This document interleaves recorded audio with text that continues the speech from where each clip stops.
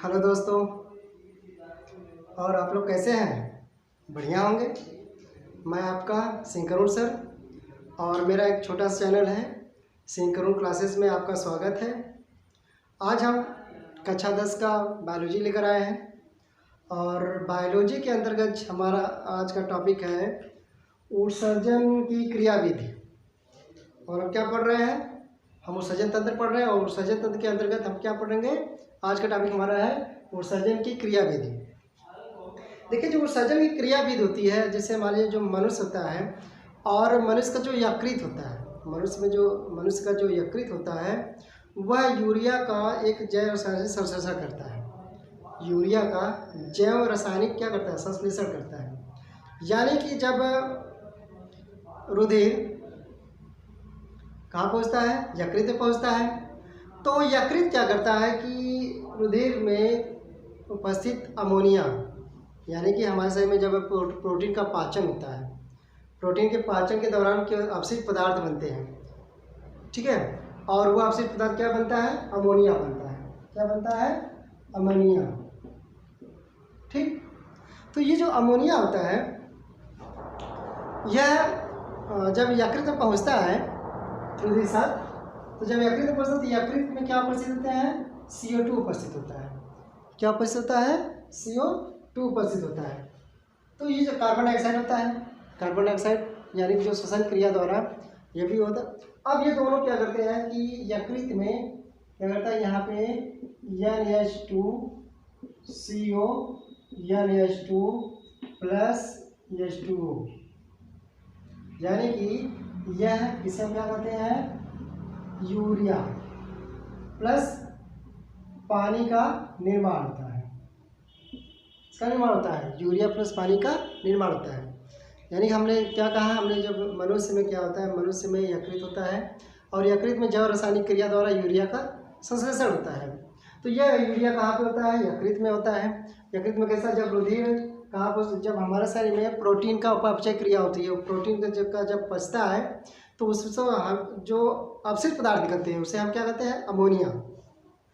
और अमोनिया कहाँ पर? अमोनिया ये यकृत में पहुंचकर अमोनिया और कार्बन डाइऑक्साइड ये दोनों मिलकर क्या बनाते हैं? यूरिया का निर्माण करते हैं। तो यूरिया क्या है? क्या अपशिष्ट पदार्थ होता है। क्या होता है? अपशिष्ट या नाइट्रोजनी पदार्थ होता है। तो अब इसके अंतर्गत हम देखेंगे मूत्र के निर्माण की क्रियाविधि, या वृक्कों में हम कह सकते हैं, वृक्कों में मूत्र निर्माण की क्रियाविधि, मूत्र का निर्माण कह सकते हैं। वृक्कों में मूत्र का निर्माण, ठीक। अब देखिए, वृक्कों में मूत्र का निर्माण एक क्या है? यह एक देखिए, जो मूत्र की जो बनने की प्रक्रिया होती है या जो इसकी जो क्रियाविधि होती है, यह बहुत ही जटिल क्रिया होती है। कैसी क्रिया होती है? बहुत ही जटिल क्रिया होती है। और यह वृक्क नलिकाओं में होती है। यह क्रिया कहाँ होती है? वृक्क में उपस्थित वृक्क नलिका यानी वृक्काणु यानी नेफ्रॉन में होता है। तो यह हमने कहा कि यह जटिल क्रियाविधि है जिसे हम वृक्क कारकी कहा जाता है, जिसे हम क्या कहते हैं? वृक्क कारकी कहते हैं। यानी कि वृक्कों में मूत्र का निर्माण क्या है? एक जटिल क्रिया है या जटिल क्रिया है, क्रियाविधि होती है। और इसे हम क्या कहते हैं? यह क्रिया कहाँ पे होती है? वृक्कों में होती है, वृक्क के नलिकाओं में होती है, वृक्की नलिकाओं या वृक्काणु होता है, ठीक है। ये जो नलिकाएं दिखाएंगे जैसे हम नेफ्रॉन कहते हैं या वृक्काणु कहते हैं, तो इसमें क्रिया संपन्न होती है। तो जिसे वृक्क कारकी, जिन्हें हम क्या है? वृक्क कारकी कहा जाता है। और इसको इस प्रक्रिया का सबसे पहले किसने अध्ययन किया था या इसके बारे में किसने बताया था? सबसे पहले लडविग ने। कौन थे? वैज्ञानिक थे लडविग। क्या नाम था उनका? लडविग। तो इन्होंने मूत्र की क्रियाविधि की संरचना का वर्णन किया था। किसने किया था? लडविग ने किया था। अब इसमें जो क्रियाएं होती हैं, वृक्कों में मूत्र का निर्माण क्रिया जो होती है स्टेप बाय स्टेप में होती है। तो सबसे पहले हम बात करते हैं जो पहला स्टेप है इसमें, या हम कह सकते हैं वृक्कों का निर्माण जो होता है तीन प्रकार की प्रक्रिया से होता है या 3 चरण में होते हैं। कह सकते हैं कि हम यह प्रक्रिया, मूत्र के निर्माण की प्रक्रिया 3 चरण में संपन्न होते हैं। कितने कितने चरण में? 3 चरण में संपन्न होते हैं। कितने चरण में? 3 चरण में। सबसे पहला अगर हम चरण की बात करें तो इसमें है परानिस्यंदन। निस्यंदन क्या गड़बड़ हो जाता है? परानिस्यंदन, इसे कहते हैं अल्ट्रा फिल्ट्रेशन।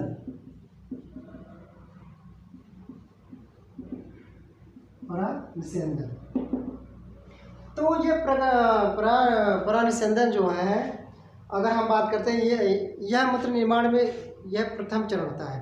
मूत्र निर्माण का यह प्रथम चरण होता है और इसका वर्णन किसने किया था? रिचर्ड और उसके साथियों ने किया था। मूत्र निर्माण में जो अल्ट्रा निस्यंदन की जो क्रिया है, इसका जो अध्ययन या इसका हम कहते हैं इसका जो वर्णन किसने किया था? रिचर्ड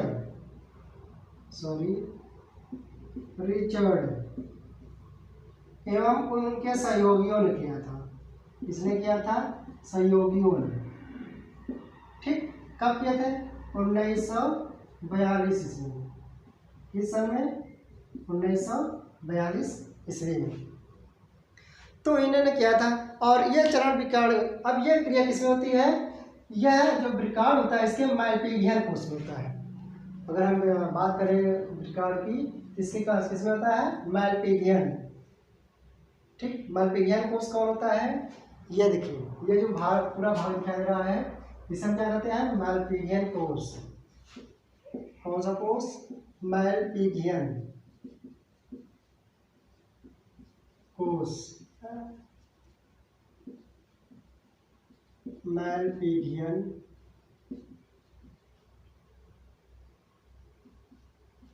कोष किसमें होती है क्रिया? मैल्पिघियन कोष। तो मैल्पिघियन कोष को 2 भागों में बांटा गया है।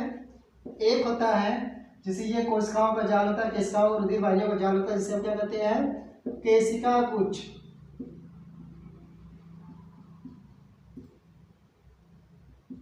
केशिका गुच्छ। और दूसरा जो होता है बोमन संपुट। ठीक, अब जिसे अगर हम बात करते हैं केशिका गुच्छ की बात करें, हम किसकी बात करें? हम केशिका गुच्छ की।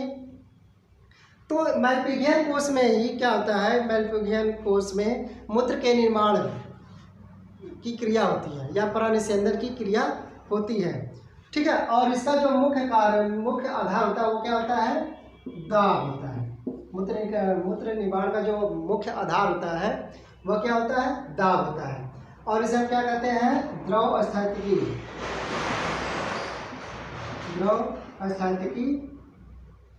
दाब।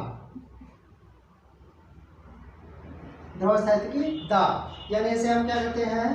Hydrostatic pressure. ठीक, कौन सा प्रेशर? Hydrostatic pressure. ठीक, द्रव स्थैतिकी दाब। अब ये दाब कब लगता है, इसके बारे में बात करें तो देखिए, अगर हम मैल्पिघियन कोष की बात कर रहे हैं तो मैल्पिघियन कोष को 2 भागों में बांटा गया है। एक केशिका गुच्छ में, दूसरा बोमन संपुट में। ठीक, अगर हम केशिका गुच्छ की बात करते हैं तो इसमें देखिए 2 रुधिर वाहिनियां होती हैं। ठीक है, एक जो होती है आपको ये जो दिखाई दे रही है मोटी वाली, इसे हम क्या कहते हैं? अपवाही धमनियां। कौन सी धमनियां? अपवाही धमनियां। यह जो होता है शरीर से जो धमनियां कहाँ आती? वृक्काण में आती है। कहाँ आती है? वृक्काण, यानी कि नेफ्रॉन में आती है, यानी कि वृक्क नलिका में आती है। ठीक, और एक जो होती है जिसे हम कहते हैं अपवाही धमनी। यह धमनी क्या होती है? यह वृक्क नलिका से बाहर गिरती है, वृक्क नलिकाओं से बाहर की ओर जाती है। ठीक है, यानी हम कैसे, ये बोमन संपुट के अंदर की ओर आता है और एक बाहर की ओर जाता है। तो जो अंदर आता है इसे हम क्या कहते हैं? अपवाही धमनी कहते हैं। जो बाहर निकलती है उसे हम क्या कहते हैं? अपवाही धमनी कहते हैं। इसे अभिवाही कहते हैं, उसे यहाँ पर अपवाही कहते हैं। अब होता है कि जो अपवाही धमनी होती है ये चौड़ी होती है, या कैसी होती है? पतली होती है। यानी अभिवाही धमनी जो कैसी होती है? चौड़ी होती है और ये पतली होती है। जब इसमें रुधिर आता है, ठीक, इससे अपवाही धमनिया से, तो इससे रुधिर अधिक मात्रा में आता है और यहाँ पे और निकलता क्या है? कम मात्रा में। यानी कि अपवाही धमनियों से रुधिर क्या आता है? ज़्यादा आता है और निकलता क्या है, कम निकलता है, क्योंकि ये चौड़ी होती है, पतली होती है। जब पतली होती है तो यहाँ पे देखिए इनके और इनके यानी अविवाहित धमनी और अपवाहित धमनी के संयोजन से एक कोशिकाओं का जाल बन जाता है। किसका जाल बन जाता है? रुधिर केशिकाओं का जाल बन जाता है। और इस केशिकाओं को क्या कहते हैं? केशिका गुच्छ कहते हैं, यानी ग्लोमेरुलस कहते हैं, ग्लोमेरुलस। ठीक, क्या कहते हैं हम? ग्लोमेरुलस कहते हैं। अब क्या होता है कि जब रुधिर इसमें आता है, कहाँ पे आता है? वृक्क नलिका में। जब रुधिर कहाँ आता है भाई? वृक्क नलिका में आता है, तो ज़्यादा मात्रा में आ गया। जब ज़्यादा मात्रा में आ रहा है तो निकल कहाँ रहा है भाई? कम मात्रा में निकल रहा है। कितनी मात्रा में निकल रहा है? कम मात्रा में निकल रहा है। तो यहाँ पे क्या होता है? एक प्रकार का क्या होता है? जमा होने लगता है। किसका जमा होने लगता है भाई? रुधिर का। किसका जमा होने लगता है यहाँ पे? रुधिर का। तो यहाँ पे जब जमा होना था तो यहाँ पे एक प्रेशर बनता है, एक दाब बनता है, और उसे हम क्या कहते हैं? द्रव स्थितिकी दाब कहते हैं, यानी कि इसे हम हाइड्रोस्टैटिक प्रेशर कहते हैं। प्रेशर कहते हैं, क्या कहते हैं इस दाब को?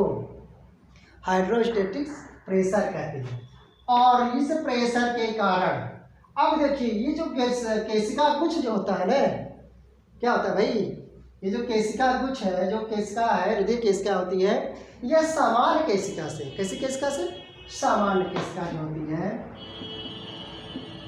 सामान्य केशिका से 100 से 500 गुना अधिक पतली होती है।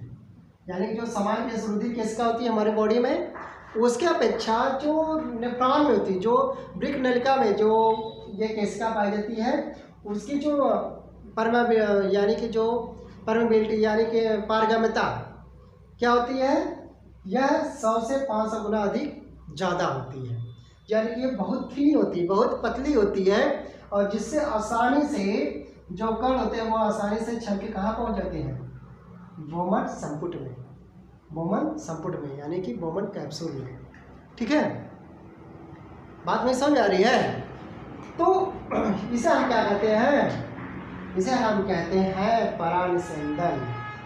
क्या कहते हैं भाई? इसे हम परानिषेधन कहते हैं।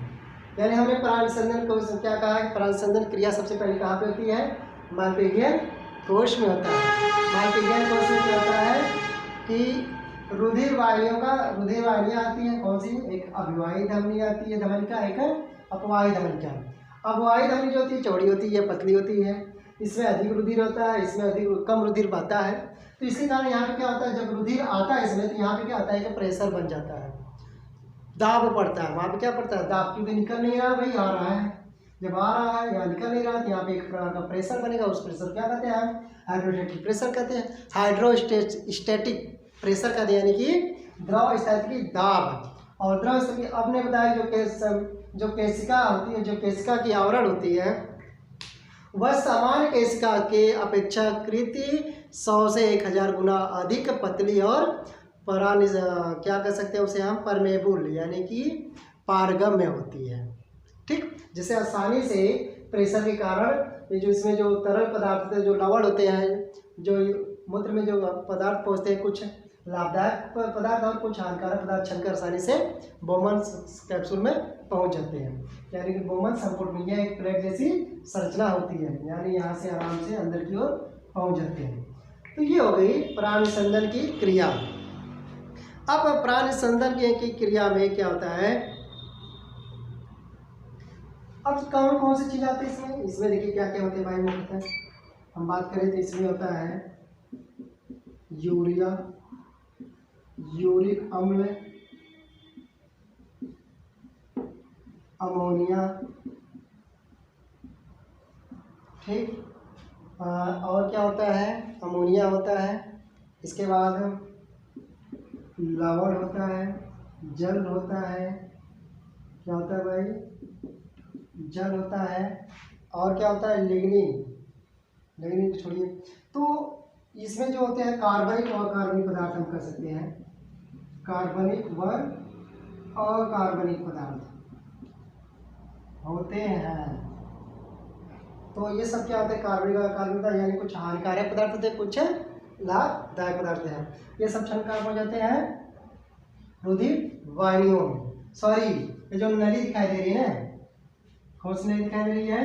विक्राल विक्राल नली यानी नेफ्रॉन नली, यानी वृक्क नलिका में शंकर शनि से चले जाते हैं। तो अब केशिका गुच्छ में निस्यंदन दर, अगर हम बात करें केशिका गुच्छ में निस्यंदन दर, तो केशिका गुच्छ में निस्यंदन दर कैसे होता है कि जैसे मान लीजिए अब दोनों वृक्क में निस्यंदन दर जितनी मात्रा प्रति मिनट उत्पन्न की जाती है वृक्क में, यानी क्या कर रहे हैं कि दोनों वृक्कों द्वारा निस्यंद की जितनी मात्रा प्रति मिनट उत्पन्न की जाती है, ठीक है, उसे हम क्या कहते हैं? वह केशिका गुच्छ निस्यंदन दर कहलाती है। यानी एक समान पुरुष में रुधिर कितना पाया जाता है? लगभग एक समान पुरुष में रुधिर की मात्रा होती है लगभग 5 से 6 लीटर होती है। कितनी होती भाई? 5 to 6 लीटर रुधिर की मात्रा कितनी होती है? 5 to 6 लीटर। तो अब क्या होता है कि अब जो मनुष्य में लगभग 5 से 6 लीटर रुधिर पाया जाता है, जिसका लगभग 20 से 25% भाग, कितना? 20 से 25% भाग क्या होता है? या हम कह सकते हैं निस्यंदित होता है। क्या होता है? प्रति मिनट वृक्कों द्वारा निस्यंदित किया, यानी कि 1250 ml वृक्कों द्वारा क्या किया जाता है? निस्यंदन किया जाता है। ठीक, अब वृक्कों द्वारा निस्यंदन प्रवाहित की जाती है इसमें, यानी कि इसमें जो रुधिर बहता है वो कितना बहता है? 1250 ml, या हम कह सकते हैं कि यह प्रति मिनट जो होता है इस प्रकार 125 ml जो होता है, ठीक, 125 ml ग्रैमुलस निस्यंदन की जाती है। इसके द्वारा ग्रैमुलस द्वारा 125 ml निस्यंदन की जाती है, और प्रतिदिन लगभग 180 लीटर, कितना लीटर? 180 लीटर वृक्कों के केशिका गुच्छ में निस्यंदित होता है। रुधिर जो होता है, कितने रुधिर? दिन भर में 180 लीटर वृक्कों के केशिका गुच्छ में निस्यंदित होता है।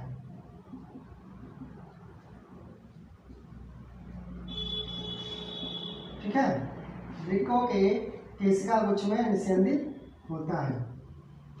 कितना? 180 लीटर। अब दूसरी ओर बात करें हम, दूसरी ओर मनुष्य लगभग प्रतिदिन कितना? मनुष्य में लगभग प्रतिदिन 1.5 लीटर मूत्र का निर्माण होता है। क्या हम बात करते हैं? 1 से 1.5 लीटर मूत्र का उत्सर्जन करता है।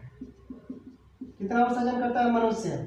प्रतिदिन लगभग 1 से 1.5 लीटर, यानी 1 से 1.5 लीटर मूत्र का उत्सर्जन करता है।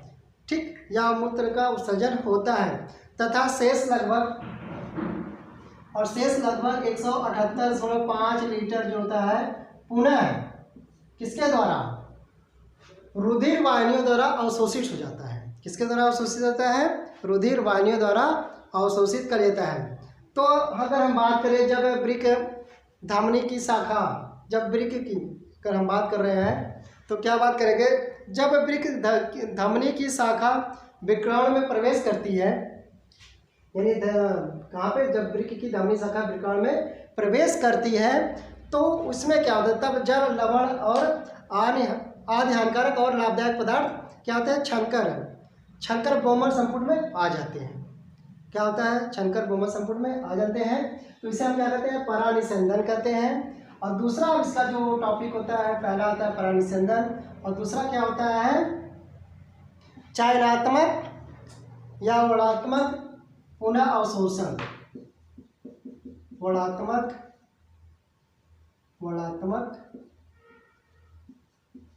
पुनः अवशोषण।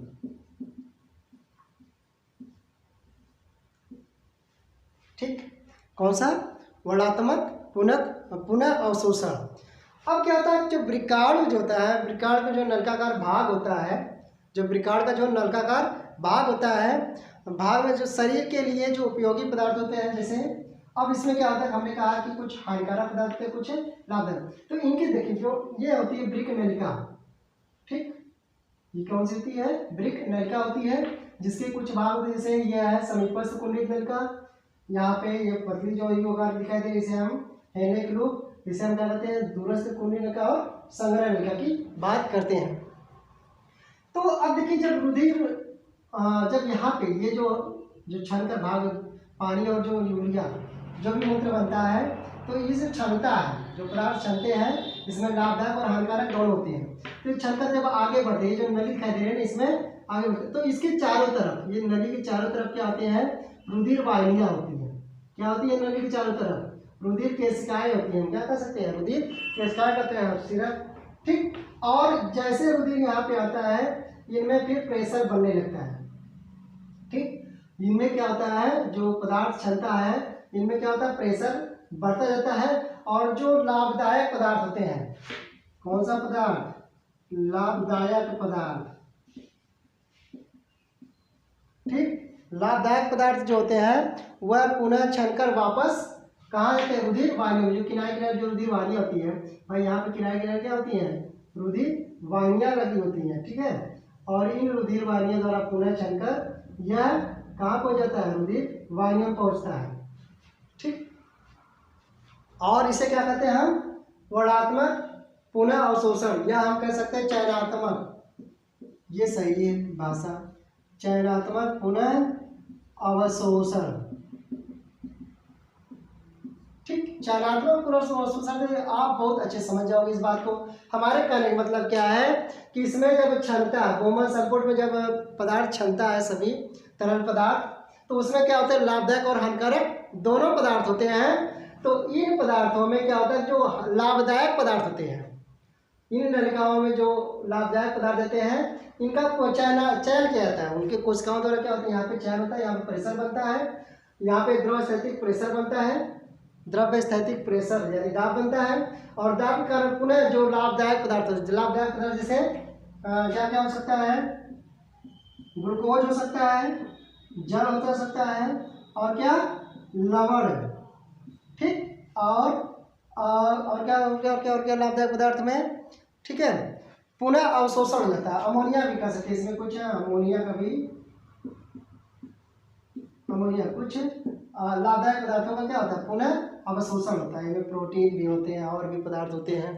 इन सभी पदार्थों क्या होता है, पुनः अवशोषण होता है। यानी कि जो अब क्या होता है कि पुनः अवशोषण, तो हमने कहा कि रुधिर कितना क्षमता है, लगभग एक दिन में 180 लीटर रुधिर क्षमता है, ठीक। इसमें से प्रतिदिन कितना छानने काम करते हैं सब, 180 लीटर, यानी एक मिनट में 125 लीटर जो होता है, 125 ml, लीटर नहीं भाई, ml, विनिर्माण संपूर्ण द्वारा क्षमता है। और प्रतिदिन लगभग, यह प्रतिदिन लगभग जो होता है, प्रतिदिन कितना होता है, 180 लीटर।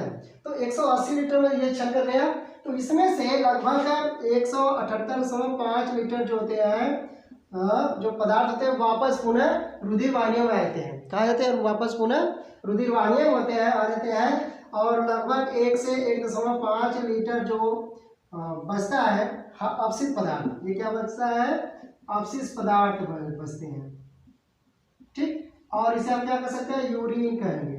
यूरिन मतलब मूत्र का निर्माण होता है। और यह मूत्र आगे बढ़ता हुआ कहाँ पहुँच जाएगा, संग्रह नलिका में। और संग्रह नलिका से पहुँचकर, संग्रह नलिका से होते हुए कहाँ पहुँच जाएगा, यह सीधे कहाँ पहुँच जाएगा भाई, सीधे पहुँच जाएगा, सीधे मूत्राशय में पहुँच जाएगा।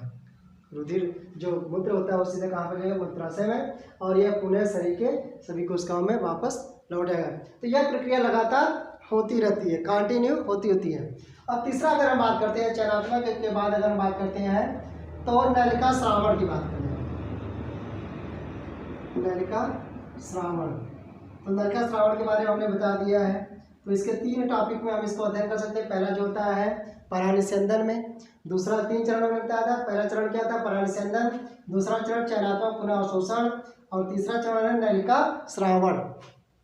तो नलिका श्रावण क्या होता है कि यूरिया के अतिरिक्त जो जल और लवण जैसे उत्सर्जी पदार्थ क्या होते हैं, वृकाणु के नलिकाकार भाग में अंतिम सिरे में रह जाते हैं। ये अंतिम सिरा है, ये सब ठीक है, ये अंतिम सिरे में रह जाते हैं, तथा जो मूत्र का निर्माण करते हैं। क्या करते हैं, ये भाई जो जो अब क्या होता है, जो चयनात्मक पदार्थ होता है, हमने कहा उससे क्या हुआ, आप जो लाभदायक पदार्थ तो पुनः वापस आ जाते हैं। कितने पहुंचते हैं, 178.5 लीटर पहुंच जाते हैं। और 105 लीटर जो होता है लगभग 1.5 लीटर इसी में रुक जाता है। और ये रुक कर क्या करता है, मूत्र का निर्माण करता है। किसका निर्माण करता है, मूत्र का निर्माण करता है। और ये जो होता है संग्राहक वाहिका, ये संग्राहक नलिका द्वारा, संग्राहक वाहिनी द्वारा मूत्र वाहिनी से होता हुआ कहाँ चल जाएगा, ये मूत्राशय में पहुंच जाकर एकत्रित होता है। अस्थायी एकत्रित होता है, अस्थायी नहीं अस्थायी, क्योंकि इसे क्या करते हैं जो अपशिष्ट पदार्थ उगता है फिर इसे बाहर कर देता है, उत्सर्जित कर दिया जाता है। समय समय पर इसे जीवधारियों द्वारा क्या कर दिया जाता है, उत्सर्जित कर दिया जाता है। तो ये हो गई कि उत्सर्जन की क्रियाविधि, यानी हम इसमें कर सकते हैं उत्सर्जन क्रियाविधि में इसमें मूत्र का निर्माण हुआ। इसमें क्या हुआ, मूत्र का निर्माण। तो अगर हम बात करें मूत्र की, बात करें मूत्र की, अगर हम यूरिन की बात करते हैं तो यूरिन क्या होता है, देखिए जो यूरिन हमने कहा इसमें क्या क्या होते हैं, यूरिया होता है, यूरिक अम्ल होता है, यूरिक अम्ल, ठीक। और क्या होता है, लवण कह सकते हैं, या हम कह सकते हैं यूरिक अम्ल हो गया, यूरिया हो गया। और हानिकारक पदार्थ में क्या क्या होता है, अमोनिया हो गया, ठीक, आदि का उत्सर्जन होता है, यानी कि अपशिष्ट पदार्थ का उत्सर्जन होता है। तो हम यहाँ पे बात करें तो इसमें जो होता है कि एक पदार्थ पाया जाता है जिसे हम क्या कहते हैं, यूरोक्रोम कहते हैं। क्या कहते हैं, यूरोक्रोम। और यूरोक्रोम क्या होता है कि यह हीमोग्लोबिन का टूटा हुआ भाग होता है। किसका भाग होता है, हीमोग्लोबिन का टूटा हुआ भाग होता है। और इसी के कारण, यूरोक्रोम के कारण यूरिन का रंग पीला होता है, यानी मूत्र का रंग कैसा होता है, पीला होता है, यानी यूरिन का। और अमोनिया के कारण, ठीक, जब उत्सर्जन कर दिया जाता है, यानी कि जब यूरिन को बाहर निकाल दिया जाता है तो इसमें अमोनिया होता है। और अमोनिया के कारण मूत्र से यानी यूरिन से दुर्गंध आती है। किसके कारण, अमोनिया के कारण मूत्र से यानी यूरिन से दुर्गंध आती है। तो ये हो गई वृक्क की क्रिया विधि, ठीक है, या वृक्कार की क्रिया विधि, इस तरह मूत्र का निर्माण होता है। तो ये हमारा आज का टॉपिक लगभग खत्म हो गया हाई स्कूल में। अब हमारा अगला टॉपिक होगा बॉडी कंट्रोल एंड कोऑर्डिनेशन, यानी कि नियंत्रण तथा नियमन, ठीक है। तो इसका हम टॉपिक अगले वीडियो में लेके आएंगे बहुत जल्द। और ये जो आप लोग इसको बहुत अच्छे से देखते रहिए सभी वीडियो को। और हम अगर आप लोग चाहेंगे तो हम आप लोगों को नोट्स पीडीएफ के माध्यम से प्रोवाइड कर देंगे, जिसे आप लोग चाहे तो डाउनलोड कर सकते हैं, डाउनलोड करके इसे पढ़ सकते हैं, नोट्स को लिख सकते हैं। और इसको आप लोग देखिए, अच्छे से तैयारी करके करिए बोर्ड की एग्ज़ाम की, ठीक। देखने के लिए धन्यवाद।